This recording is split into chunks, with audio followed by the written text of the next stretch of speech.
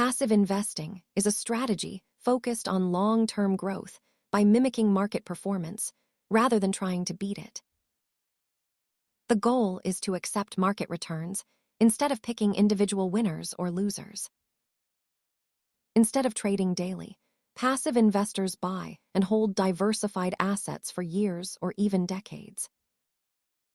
These funds are generally cheaper to own because they follow a set index like the S&P 500 automatically. The main difference is that active managers try to outsmart the market, while passive investors just ride the wave. Lower fees are a major advantage. Over long periods, these small differences in cost can significantly impact your total wealth. This mantra highlights why staying invested is often more effective than trying to guess the next market dip. Passive investing relies on patience and discipline. Remember to do your own research before choosing any investment strategy.